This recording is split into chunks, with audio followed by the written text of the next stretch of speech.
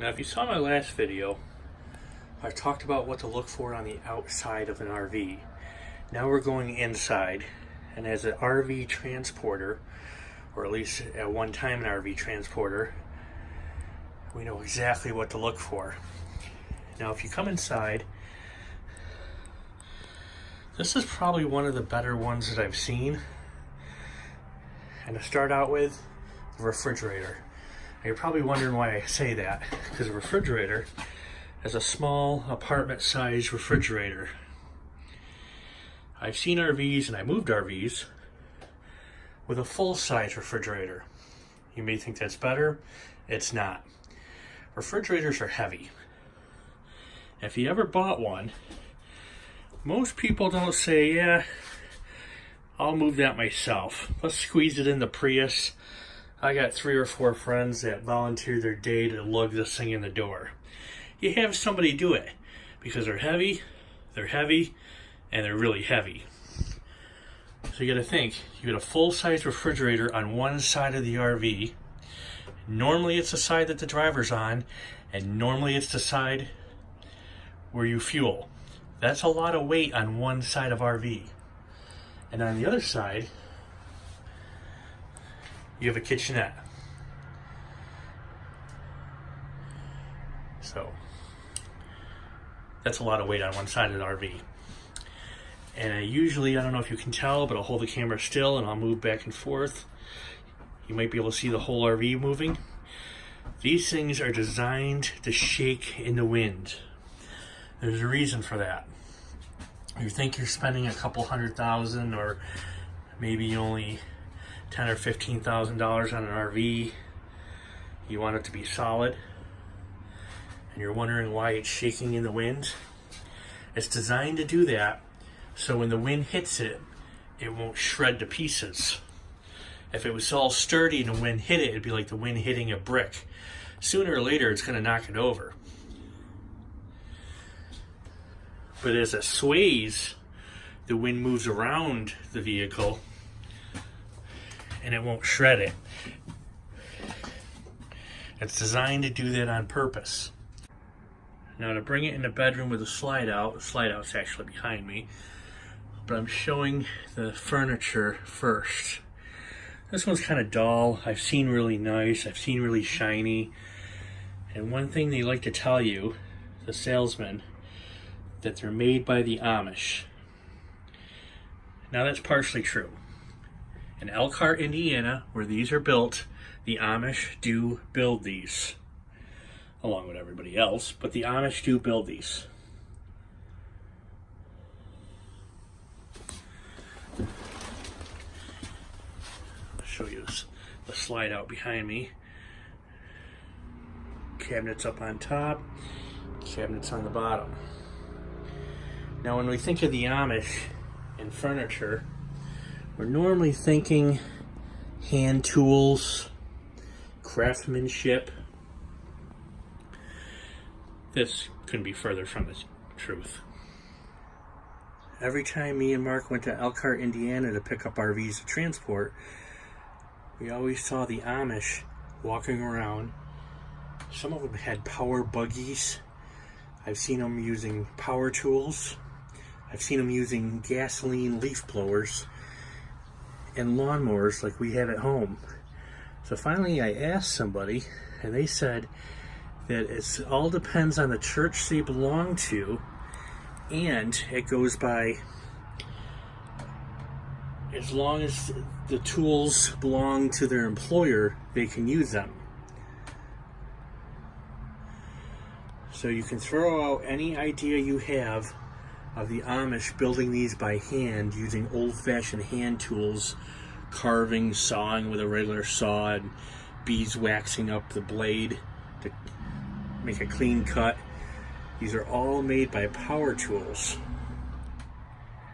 Just like everyone else, they have a certain amount of time to do each job before it moves on to the next person. Now, one thing you want to look at inside is the table and the kitchenette. Now, this one's pretty solid. I grabbed right a hold of it and shook it.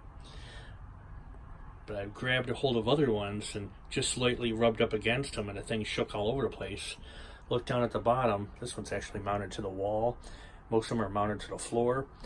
And I've seen ones that only had one screw in them when it's supposed to have, it has holes for 4 or 5 screws. Because like everything else, the guy only had a certain amount of time to do his job.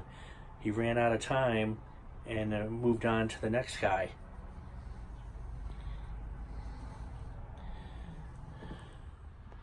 Now this particular unit, as you can tell, right above me by the light, there's a nick in the wood right there. There's scratches over here. I don't know, let's see if I can get them in. Right there. There's a couple scratches in the wood.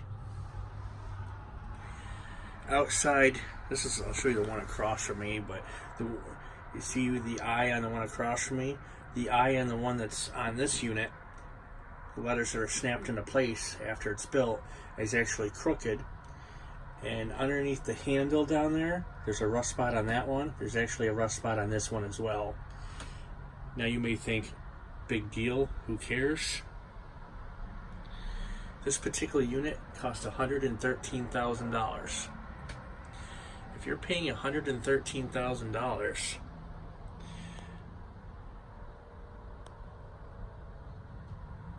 for something that just rolled off the showroom floor, you want it to be in good working order in mint condition.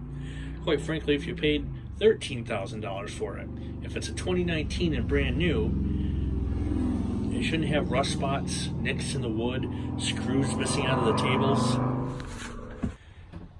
Another biggie to look for, these slide outs. Now myself and Mark were always under the understanding when we delivered these, we didn't build them. So why would we get marked up on our paperwork for units with scratched floorboards? Now you see the floors? Yes, they have plastic going down the center, but that's just down the center. That's for foot traffic when they come in to show them off. That's all that's for. Just like everything else, we've seen units where we get to the pick up at the manufacturer, we get to the customer. First thing they do when they come inside is turn on the power and push out the slide. We've seen them push out the slide and actual floorboards be missing. We've also seen them where they've opened up the slide and you heard a scraping noise.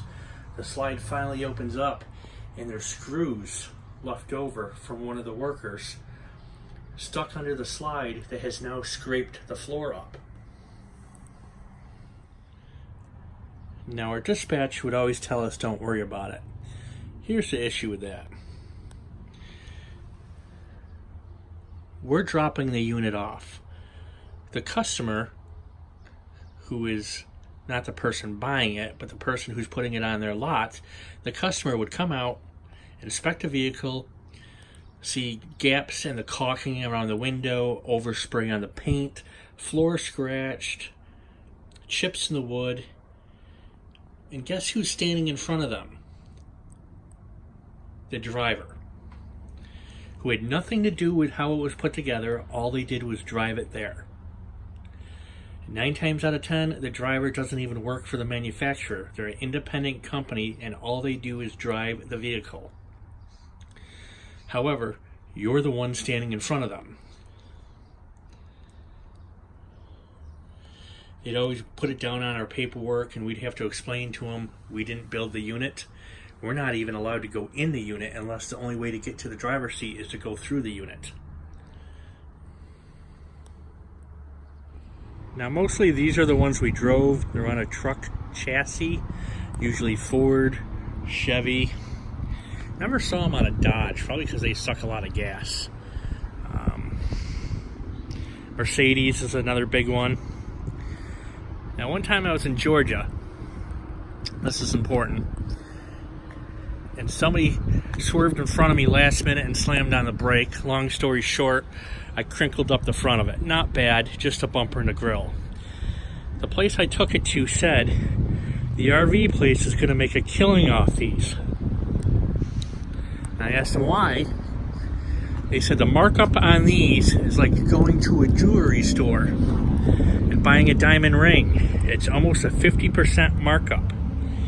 Where an RV sits on a lot for a while waiting for somebody to buy it, one that's been in an accident with minor damage, it doesn't hurt the frame at all, gets repaired, they'll put it at a marked down price and it'll be sold off the lot within days.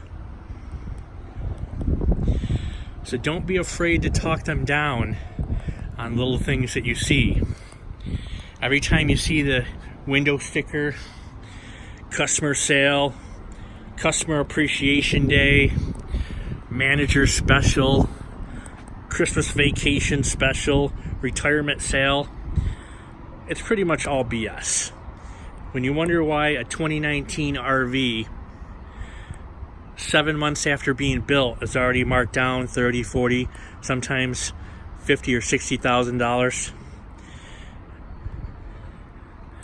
Because if you look at the sticker price on the RV and divide it in half, usually that's all the profit. So that's how much they can come down if they really need to. So don't be afraid to point out all these things that you notice. You're buying a brand new RV off the lot. Now in the next video, we're going to discuss gooseneck versus mini trailer versus larger trailer. There's some farther down versus these little truck campers.